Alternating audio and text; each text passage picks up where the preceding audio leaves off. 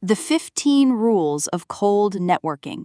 How to stop making emotional friends and start making useful connections. Introduction. The illusion of friendship and the social grid. Look at your contact list. Scroll through the names on your phone, the connections on your LinkedIn profile, the people you meet for coffee, and the colleagues you share drinks with after work. You call these people your network. You call some of them your friends. You believe that because you have spent hours talking to them about your weekend, your favorite sports teams, and the weather, you have built a valuable professional safety net. You believe that if you ever need a favor, a job, or an investment, this network will magically rise up to catch you. You are living in a catastrophic delusion. In the high-stakes, unforgiving arena of empire building, wealth creation, and absolute power, the concept of making friends is not just useless, it is a fatal liability. The amateur goes to a networking event, hands out 50 business cards, has 10 pleasant conversations, and goes home feeling productive. They have accomplished absolutely nothing. They have merely engaged in a mutual exchange of meaningless social noise. They have traded their finite time for the cheap, useless currency of being liked. The sovereign, the true architect of reality, does not go to events to be liked. The sovereign does not seek friends. The sovereign seeks assets. Welcome to the dark mathematical reality of cold networking. We are going to violently strip the emotion out of human interaction. Society conditions you to view relationships through a lens of romance, loyalty, and unconditional support. This is a fairy tale engineered to keep the masses pacified. In the real world, human relationships at their most primal, biological, and economic level are transactions. People do not help you because they like your personality. People help you because helping you serves their own self-interest. If you offer no leverage, no value, and no utility, your friends will abandon you the exact second your presence becomes a burden. If you want to build a true network of world-bending power, you must stop looking for emotional companions and start looking for strategic alliances. You must view the social world not as a community, but as a power grid. You must identify the nodes of power, calculate the flow of resources, and ruthlessly position yourself at the exact intersection of supply and demand. In this exhaustive 10,000-word masterclass, we are going to outline the 15 iron rules of cold networking. You will learn how to assassinate the nice guy penalty. You will learn how to map the power grid of your industry, identifying the gatekeepers and the true kings. You will master the law of asymmetric value, how to make yourself indispensable to people who are 10 times wealthier and more powerful than you are. You will learn how to weaponize your listening to extract the hidden egos and vulnerabilities of your targets, and how to create invisible debts that force powerful people to owe you favors. If you are addicted to the warm, fuzzy feeling of universal approval, if you are terrified of viewing human beings as logistical equations, if you prefer the comfort of weak friends over the cold utility of powerful allies, turn this audio off right now. Go back to your coffee chats, go back to the bottom of the hierarchy. But if you are ready to stop bleeding your energy into useless relationships, if you are ready to build an impenetrable fortress of leverage, capital, and influence, if you are ready to master the cold, clinical art of the alliance, then listen closely. It is time to stop making friends. It is time to start building the machine. Rule 1. The death of the friend. The transactional reality. The foundation of cold networking requires a complete, permanent paradigm shift in how you categorize the human beings in your life. You must separate your emotional life from your operational life. You are allowed to have true friends. You are allowed to have a spouse, children, and perhaps 1 or 2 lifelong companions with whom you share unconditional emotional bonds. These people belong in your inner sanctum. They are your safe harbor. But outside of that tiny, heavily guarded circle, everyone else, your colleagues, your clients, your mentors, your industry peers, must be categorized not as friends, but as strategic alliances. The liability of emotional entanglement. Why is it so dangerous to view professional contacts as friends? Because friendship implies emotional obligation. When you view a business partner as a friend, your judgment becomes fatally clouded. If they underperform, you hesitate to fire them because you don't want to hurt their feelings. If they ask for an unfair split of the profits, you agree because you value the relationship more than the mathematics of the deal. You make irrational, highly destructive choices to protect a phantom emotional bond. The amateur believes that business is personal. The sovereign knows that business is merely physics.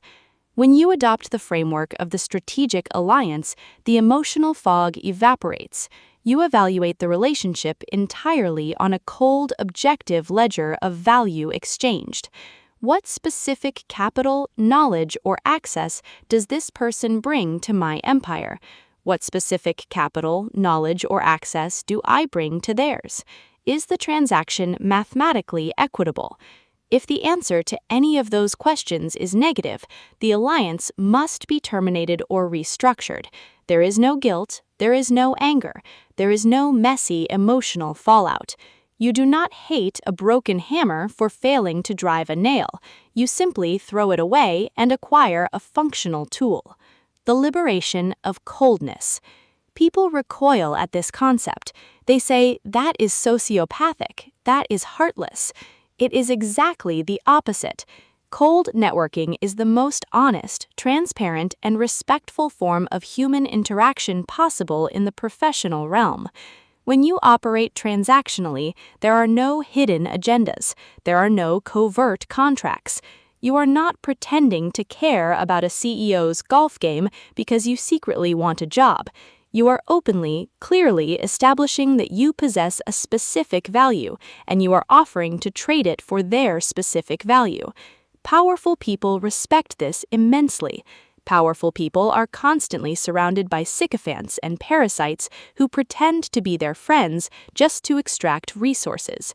When you approach a powerful person and strip away the emotional manipulation, when you treat them like a business equation rather than a charity, you instantly separate yourself from the desperate, exhausting masses. You must execute the death of the friend in the boardroom.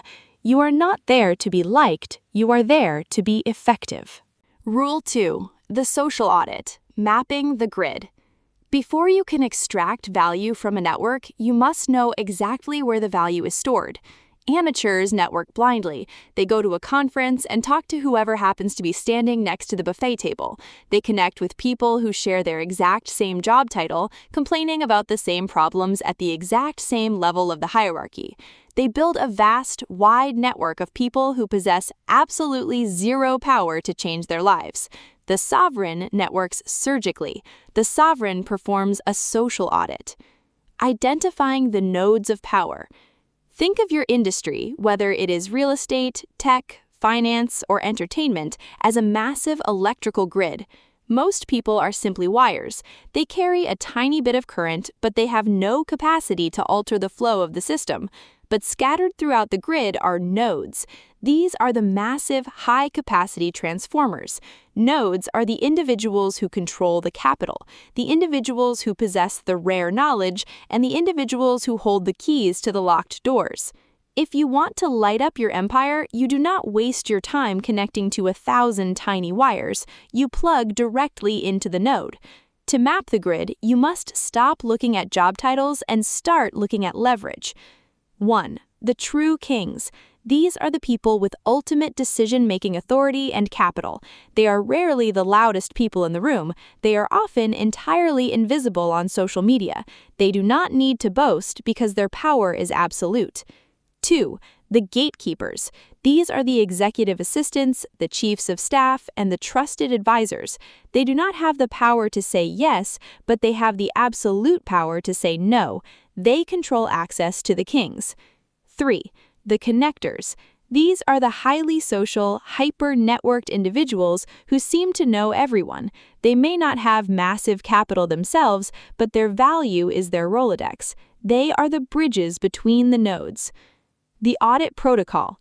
Take a piece of paper. You must physically map your target environment. Write down your ultimate objective for the next 12 months. For example, raise $2 million for my startup, or secure a director-level position at a Tier 1 firm. Now, map the grid backwards.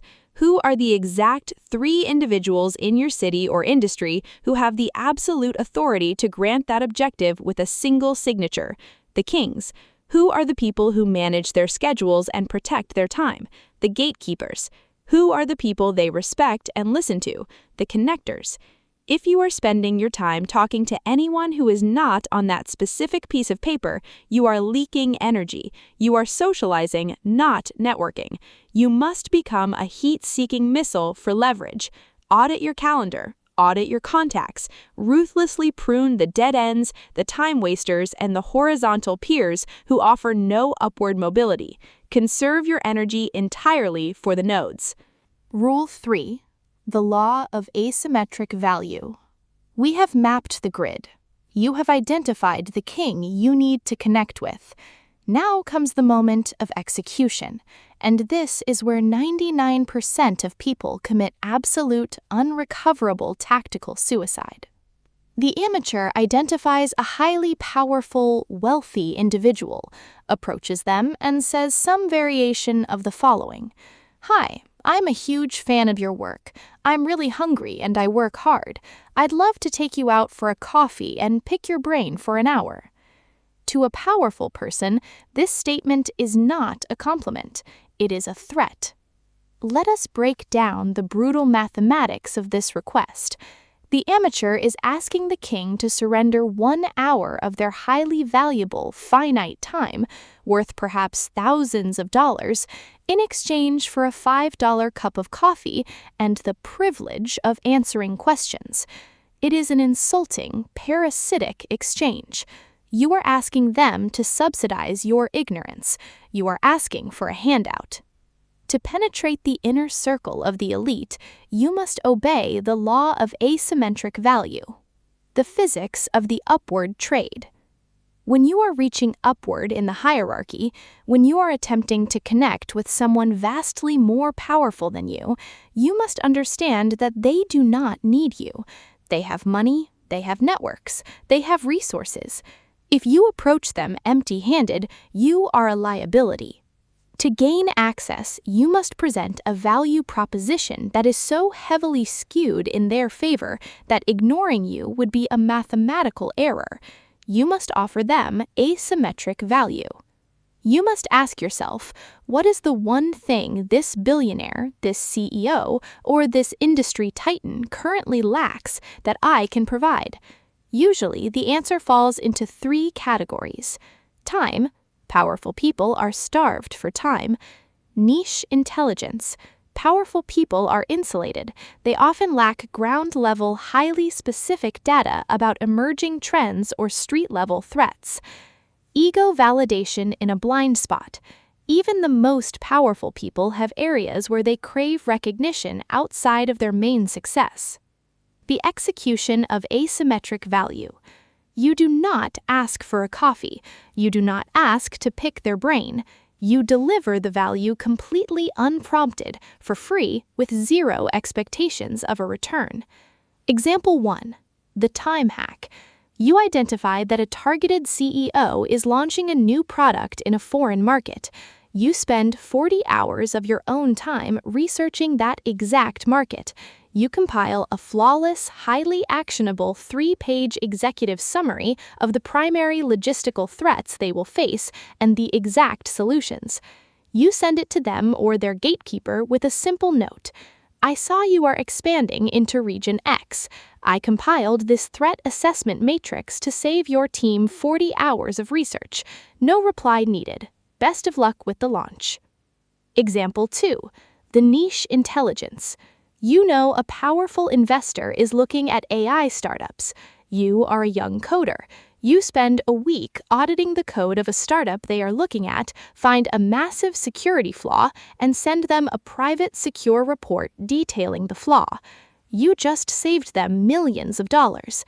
Notice the architecture of the approach. You did not ask for a job. You did not ask for money.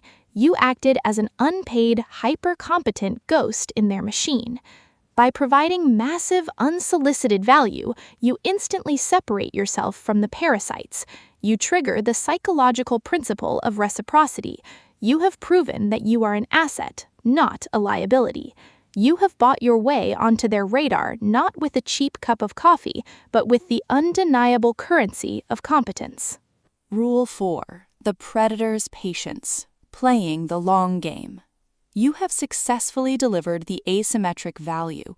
You have caught the attention of the node. They reply to your email. They thank you for the data. They say, "This is brilliant work. We should stay in touch."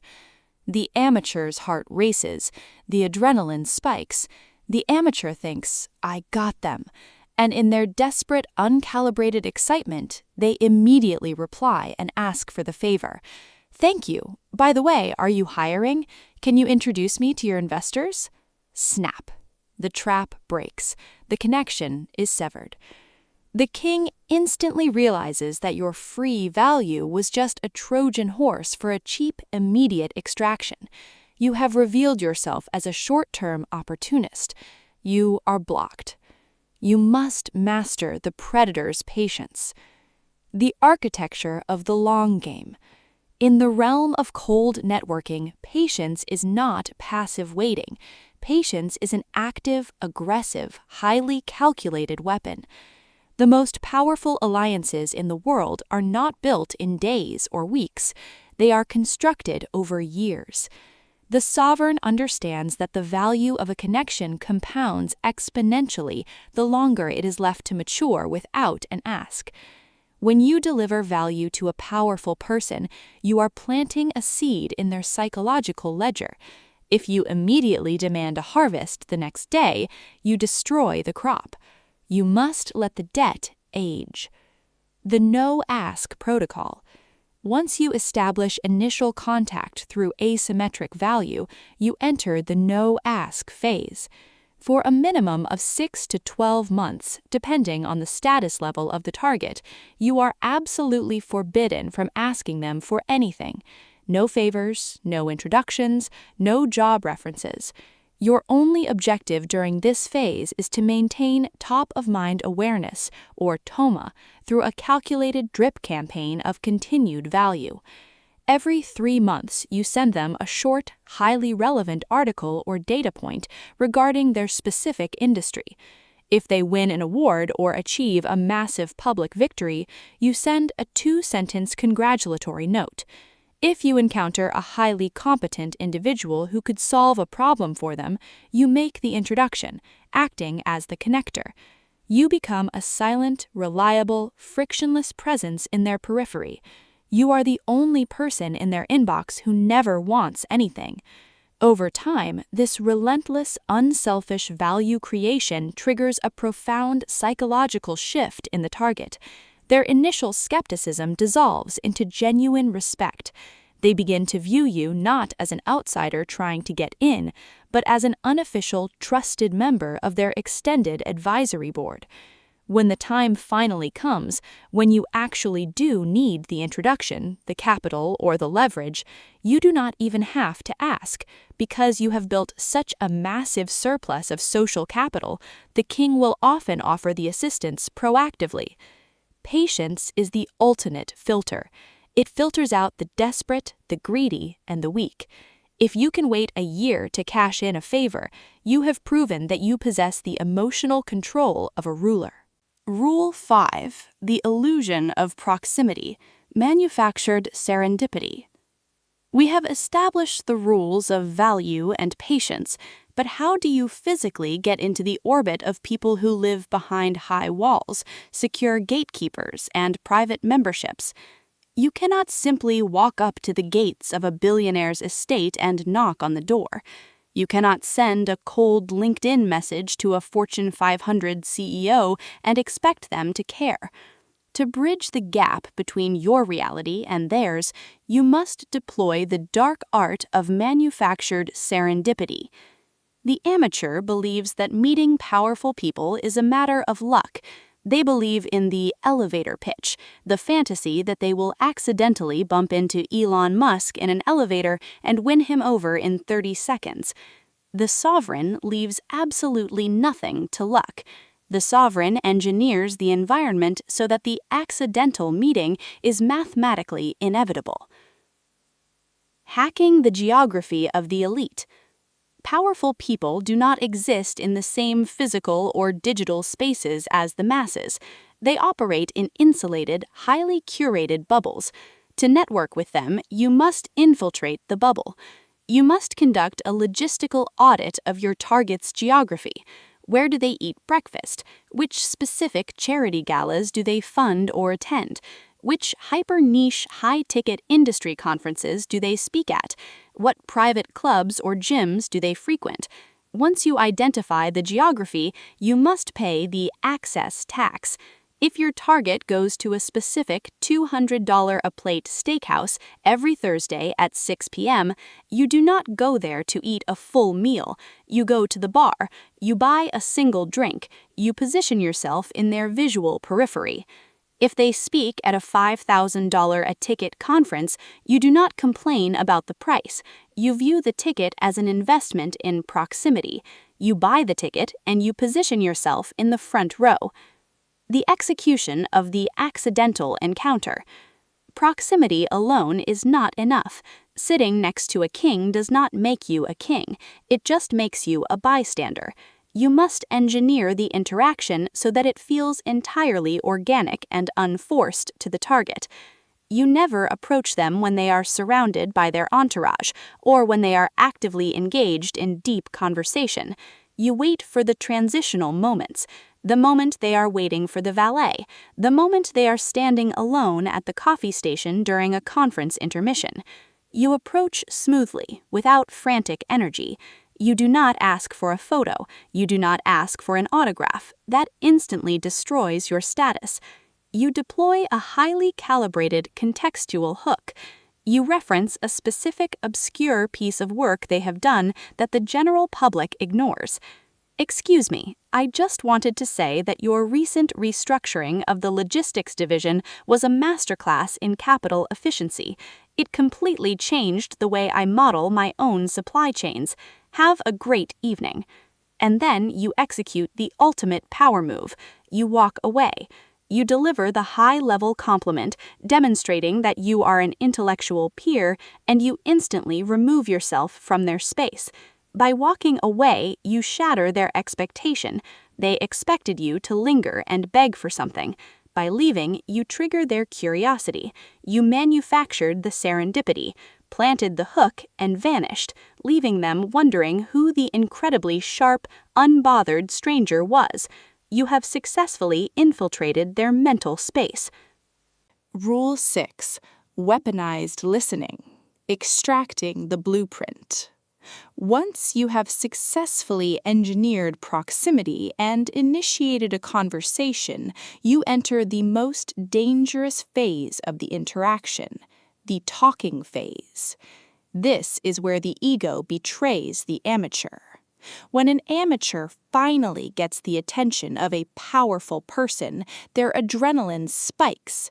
Their ego screams, "This is your chance. Impress them.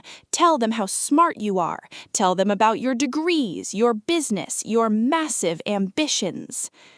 The amateur launches into a frantic 5-minute monologue about themselves. They talk until they run out of breath, entirely blind to the fact that the powerful person's eyes have glazed over. The target is profoundly bored. Here is the absolute, unyielding psychological rule of human interaction. No one cares about you. Everyone cares infinitely, obsessively, and exclusively about themselves. If you want to be the most fascinating, charismatic, and memorable person a king has ever met, you must shut your mouth. You must deploy weaponized listening. The interrogation in disguise. In the realm of cold networking, a conversation is not a mutual exchange of stories. A conversation is a covert intelligence-gathering operation. Your goal is to extract the target's psychological blueprint without them realizing they are being interrogated. You must view every word the target speaks as raw data. You are listening for 3 specific vulnerabilities. The ego drivers. What do they boast about? What are they most proud of that no one else notices? The hidden anxieties. What do they complain about? What keeps them awake at night? Supply chain issues? Disloyal employees? Market shifts? The core values. Do they use the language of logic, the language of emotion, or the language of power? To extract this data, you must master the art of the calibrated question. You do not ask yes or no questions. You ask open-ended, ego-stroking questions that force them to expand on their own brilliance. If they mention a recent successful merger, you do not say, "Wow, that's great." You lean in slightly, hold unbroken eye contact, and ask, "The logistics of that merger must have been a nightmare. How did you manage to align 2 completely different corporate cultures without losing your top-tier talent?" Look at the architecture of that question. It is a masterpiece. You acknowledged the difficulty of their task, validated their leadership, and asked them to explain their genius. The target will lean forward. Their brain will flood with dopamine as they talk about their favorite subject, their own success. They will talk for 10 minutes. You will listen with absolute, unblinking predatory focus. You will nod slowly. You will not interrupt.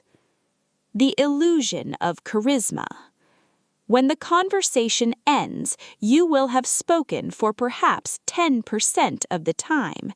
The target will have spoken for 90%.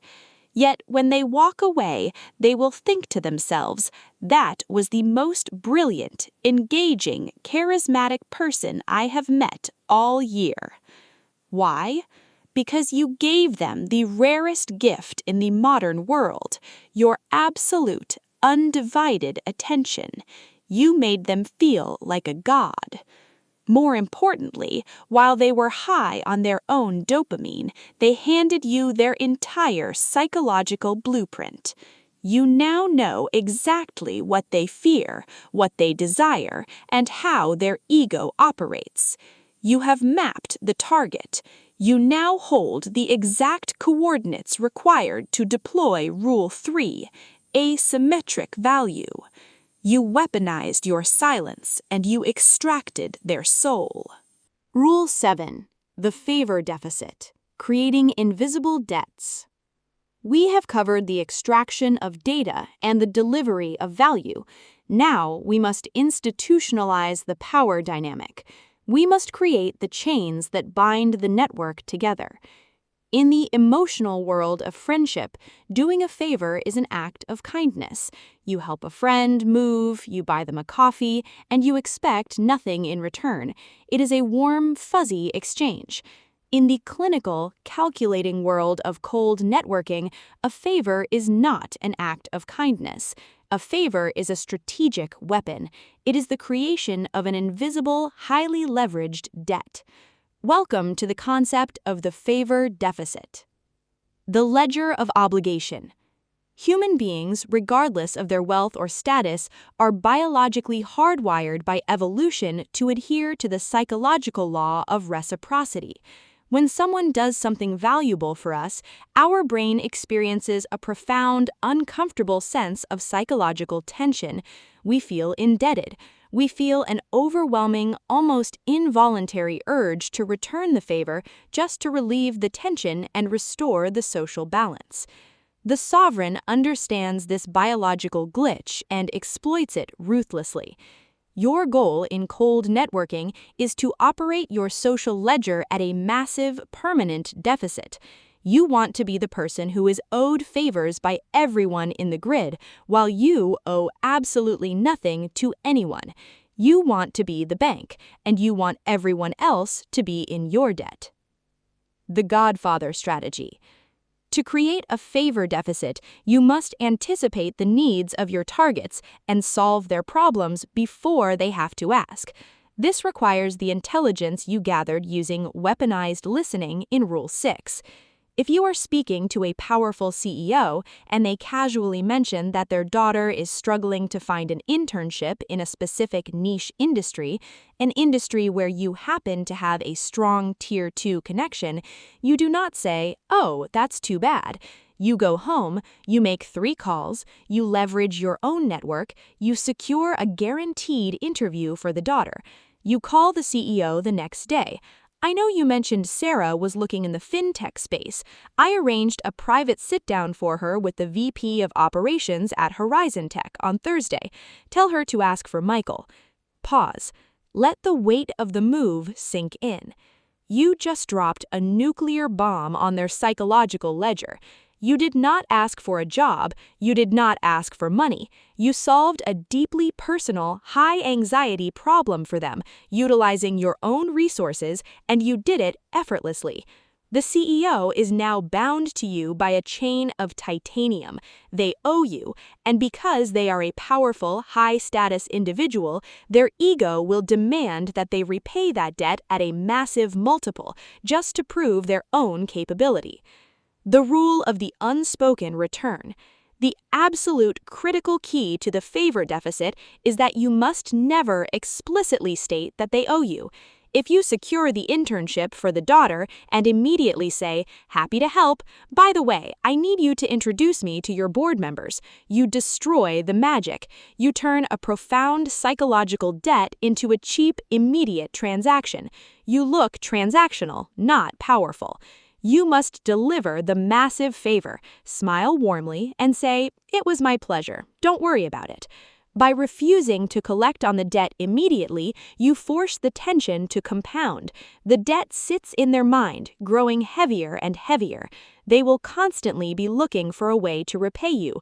They will proactively introduce you to people. They will proactively offer you opportunities simply to clear the ledger in their own mind. You become the ultimate benefactor. You become untouchable. Because in a world where everyone is a beggar, the man who only gives is perceived as a god. Slow down significantly. Lower the volume. Bring the listener in close for the transition. You are beginning to see the matrix. You are stripping away the pathetic, emotional illusions that keep the masses trapped in useless, draining relationships. You are learning to view the human grid through the cold, clear, unblinking eyes of the predator. You know how to map the nodes of power, you know how to manufacture proximity, extract the psychological blueprints of the elite, and create invisible chains of debt that bind kings to your will. But this is only the foundation. In the second half of this masterclass, we step into the most dangerous advanced territories of social architecture. What happens when you have to cut a toxic connection without triggering a war? How do you weaponize the information asymmetry to pit your rivals against each other? How do you command a room of hostile strangers? And finally, what is the ultimate terrifying price of the sociopathic isolation required to stay at the absolute top of the pyramid? The board is set. The pieces are moving. In Part 2, we execute the endgame. Rule 8. The information cartel. The currency of secrets. In the lower levels of society, information is traded as gossip.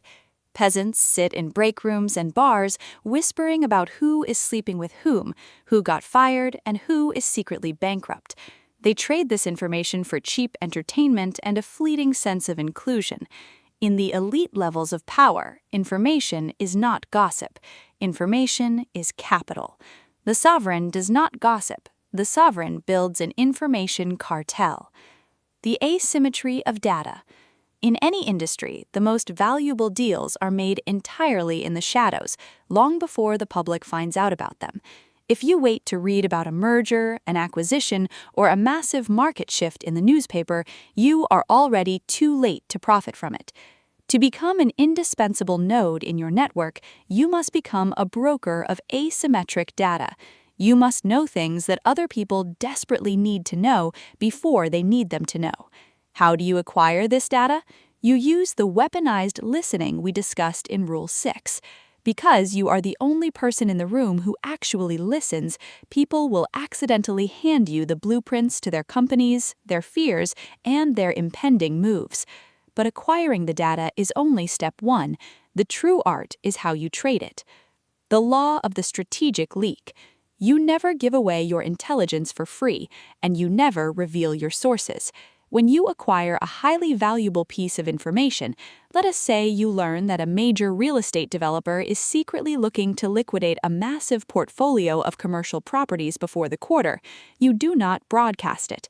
You identify the exact king in your network who could profit from this crisis.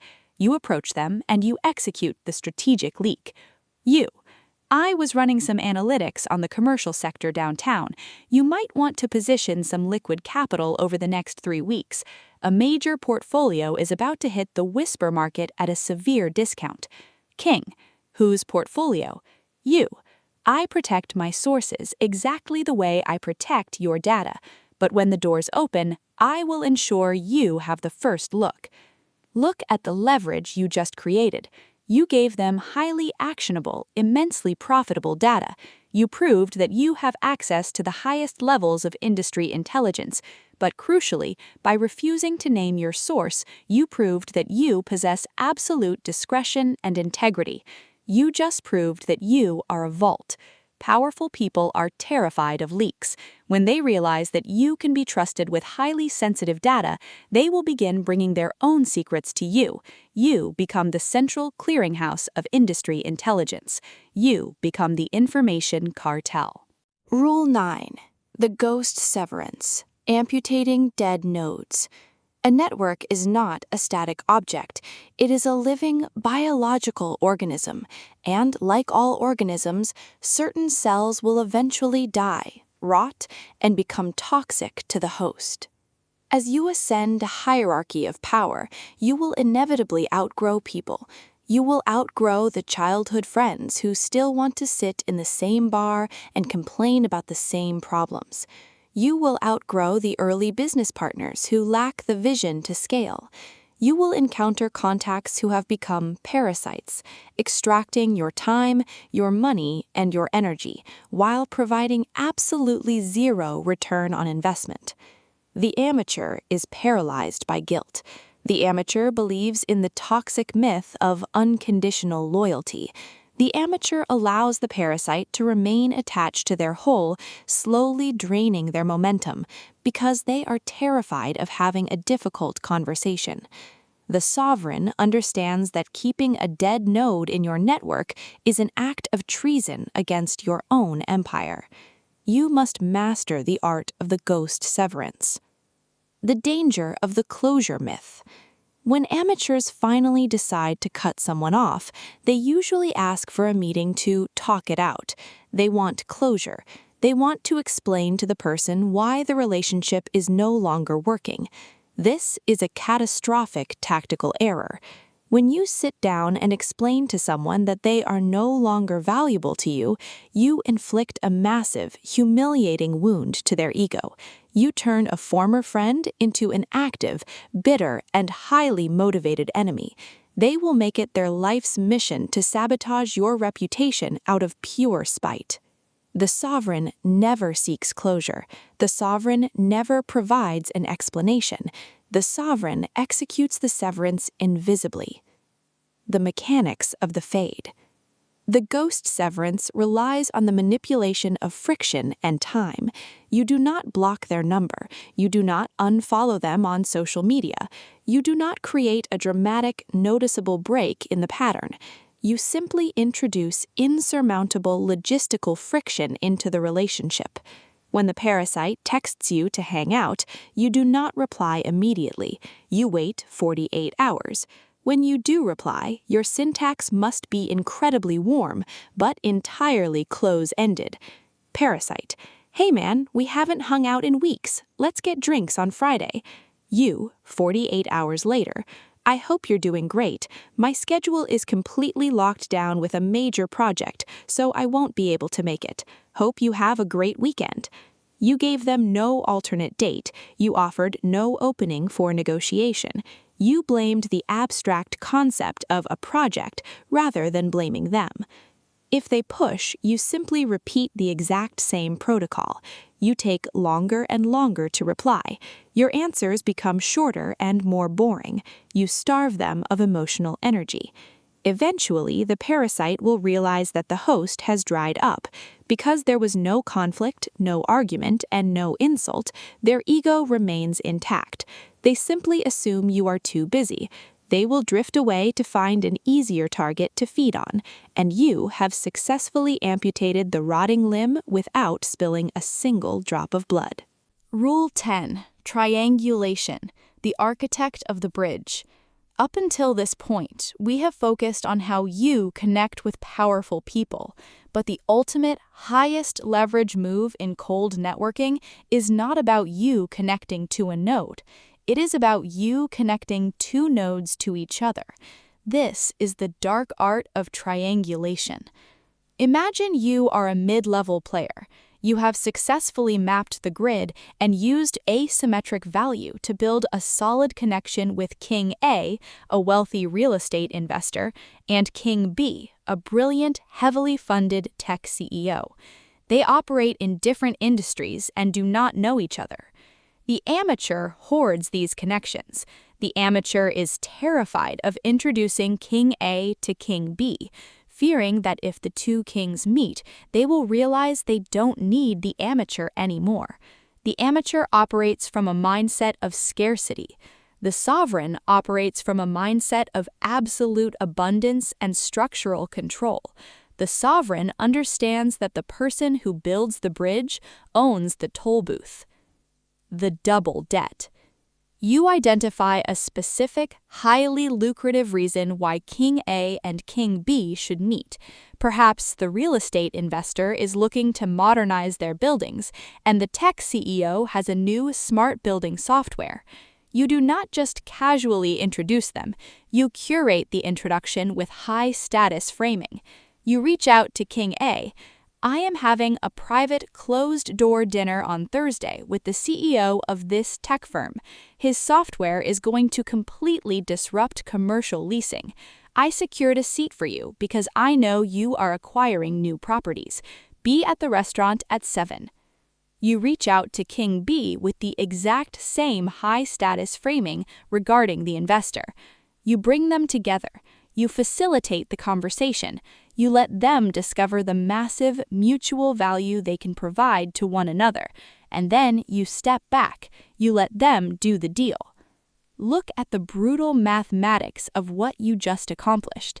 If King A and King B sign a $10 million partnership, they both know exactly who made that money possible. You did. You did not invest a single dollar of your own capital. You did not write the software. You did not buy the building. But you have just created a massive, unbreakable double debt. King A owes you. King B owes you. Furthermore, you are no longer viewed as a subordinate to either of them. Because you had the power to summon them both to the table, your status in their minds instantly elevates to that of an equal. You are no longer just a contact, you are a kingmaker. And kingmakers rule the world. Rule 11. Artificial scarcity. The velvet rope. We have discussed how to provide value, but there is a fatal trap hidden inside the concept of being valuable. If you are always the one providing the answers, always the one making the introductions, and always the one answering the phone on the first ring, you will trigger the abundance heuristic in the minds of your network. As we discussed in the laws of economics, when supply is infinite, value drops to zero. If you are always available, you are a commodity. You are tap water. To become a diamond, you must artificially choke off the supply of your presence. You must deploy artificial scarcity. The law of the unreachable asset. Powerful people are inherently suspicious of people who are too eager, too available, and too accommodating. It reeks of desperation. To command absolute respect in your grid, your access must be restricted.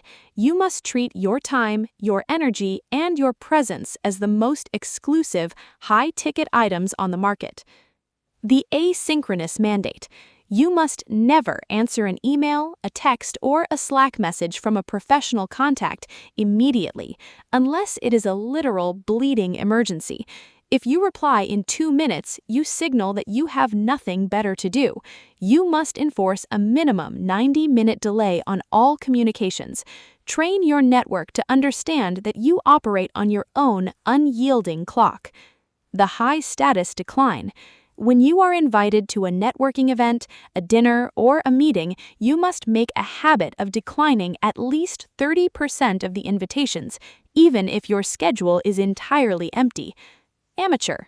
I'd love to come. I'll be there. Sovereign.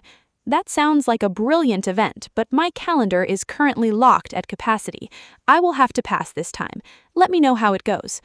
When you decline an invocation, you prove that your reality is infinitely more important than their event. You triggered their loss aversion. The next time they host an event, securing your presence will become their top priority.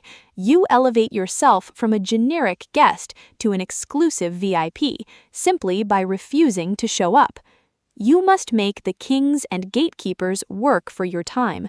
The harder it is to reach you, the more carefully they will listen when you finally arrive. Rule 12. The leverage vault. Mutually assured respect. This is the most controversial, uncomfortable, and absolutely necessary rule in the entire architecture of cold networking. We operate in the real world, and in the real world, the people in your network, even the kings, even the closest alliances you have built, are driven by their own self-interest. What happens when a highly powerful node in your network decides that you are no longer useful? What happens to a CEO you helped build decides they want to steal your clients, ruin your reputation, or cut you out of a massive deal? If you rely on their goodness to protect you, you will be slaughtered. You do not protect yourself with hope. You protect yourself with leverage. You must build the leverage vault. The architecture of the deterrent. Let me be perfectly clear. The sovereign does not use blackmail. Blackmail is a crude, illegal, and chaotic tool used by desperate criminals. Blackmail initiates a war to the death. The sovereign uses deterrence. During your time inside the inner circle, operating as the information cartel, you will naturally acquire highly sensitive, potentially damaging data about the powerful people around you. You will learn about their financial missteps, their regulatory gray areas, their hidden affairs, and their secret liabilities. The amateur pretends they didn't hear it. The amateur looks the other way. The sovereign documents it. You do not document it to use it against them aggressively.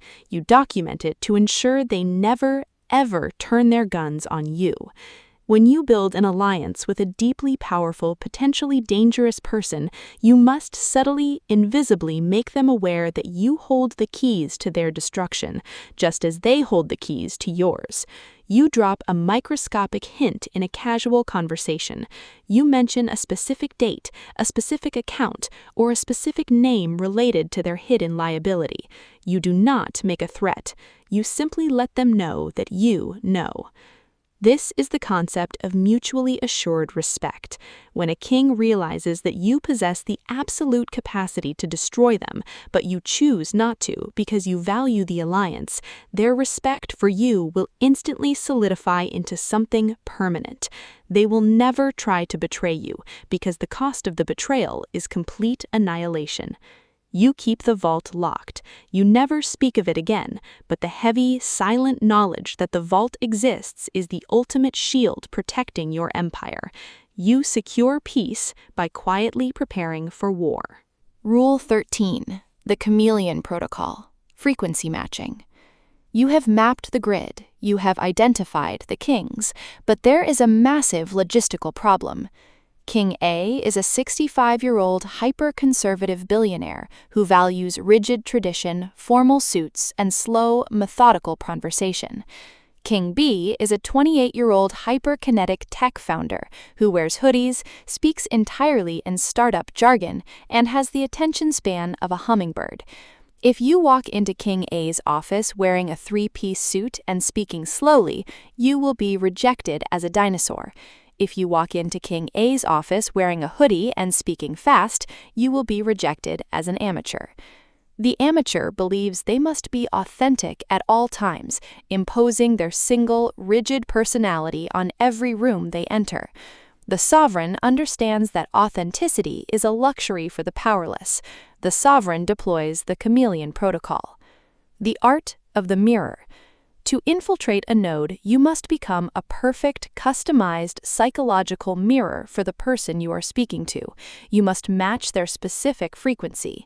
This is not about faking your core values. It is about altering the delivery mechanism of your value. Vocal pacing. If the target speaks slowly and deliberately, you must artificially decelerate your own speech. If you speak fast, their brain will register you as anxious and untrustworthy. If they speak rapidly, you must accelerate your cadence to match their kinetic energy, or they will perceive you as sluggish and dim-witted. Jargon and syntax. Every industry and every ego has its own unique language. You must audit their vocabulary. Do they use sports metaphors? Do they use military analogies?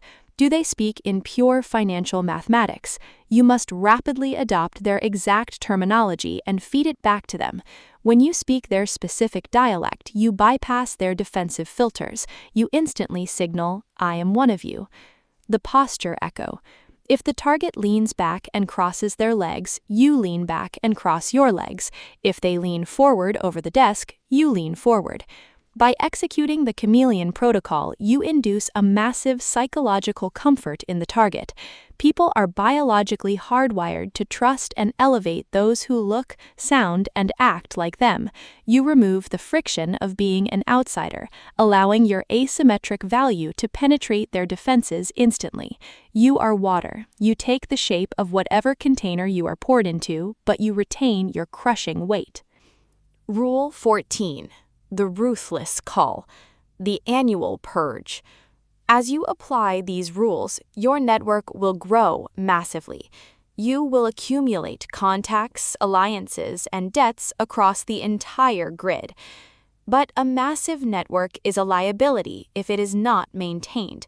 If you carry dead weight, your ship will sink.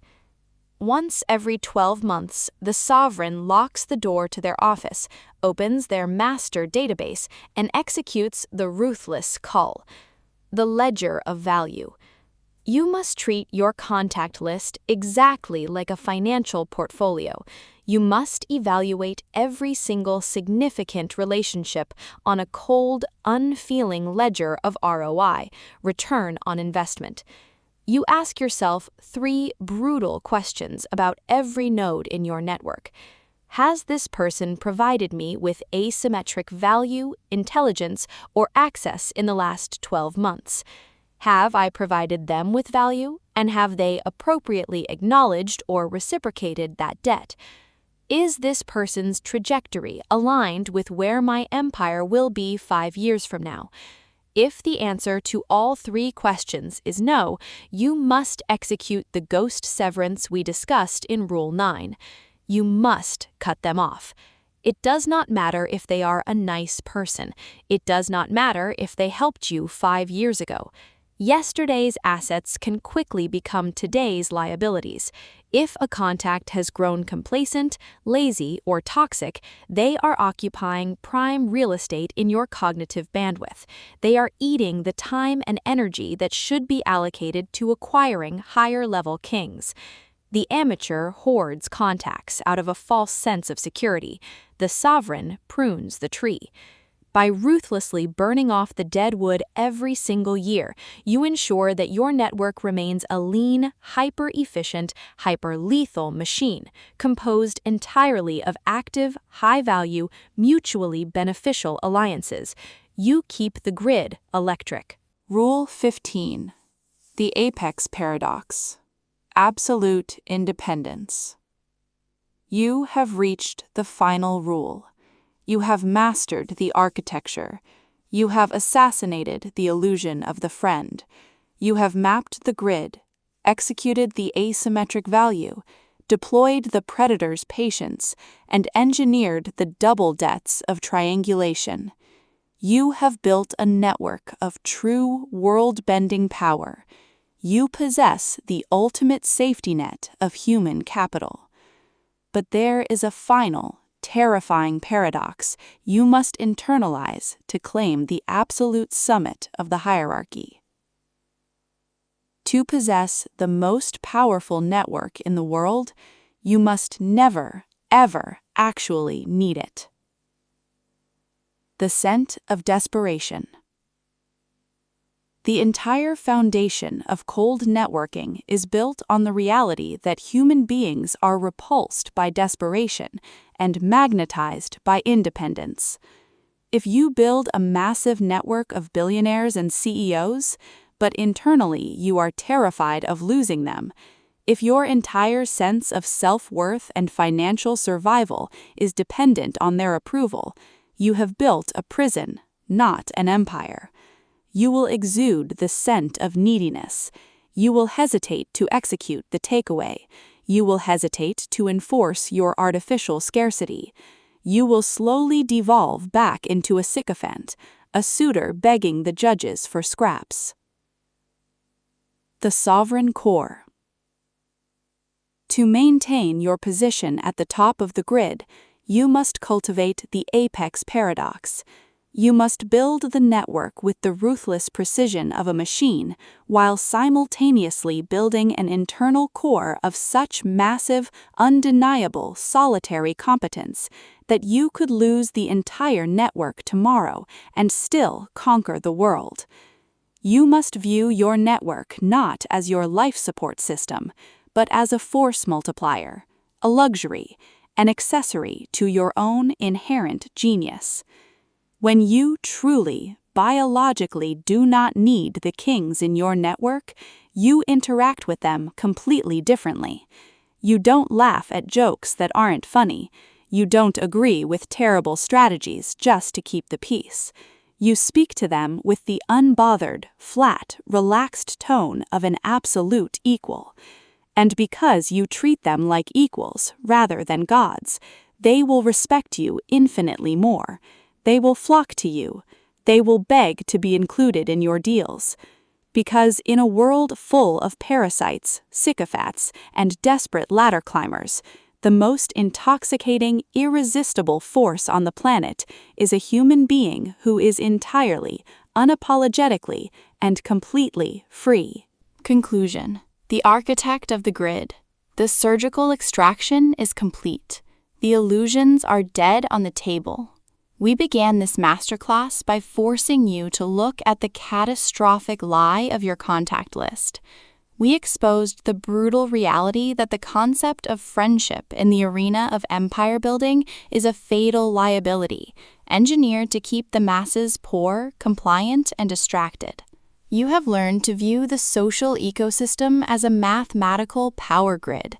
You learned the cold mechanics of the social audit, the devastating power of asymmetric value, and the terrifying effectiveness of weaponized listening. You learned to build the favor deficit, making yourself the ultimate untouchable benefactor. And in the deep waters of the advanced game, you learned to trade information like a cartel boss. You mastered the ghost severance, amputating dead nodes without triggering a war. You became the architect of the bridge through triangulation. You restricted your supply through artificial scarcity, and you learned the dark, necessary truth of the leverage vault to protect your flanks from betrayal. You now possess the entire blueprint required to build a machine of absolute, undeniable social dominance. But blueprints do not build empires. Execution does. The knowledge you have gained here is incredibly dangerous. It will isolate you from the weak. It will offend the people who are addicted to the warm, fuzzy, useless fairy tale of unconditional professional love. When you begin to execute these rules, you will be called cold. You will be called calculating. You will be called ruthless. Do not apologize. Do not shrink back. Wear those labels as badges of honor. Let the amateurs collect their hundreds of useless business cards and trade their energy for the cheap, hollow feeling of being liked by people who possess absolutely zero power to change their lives.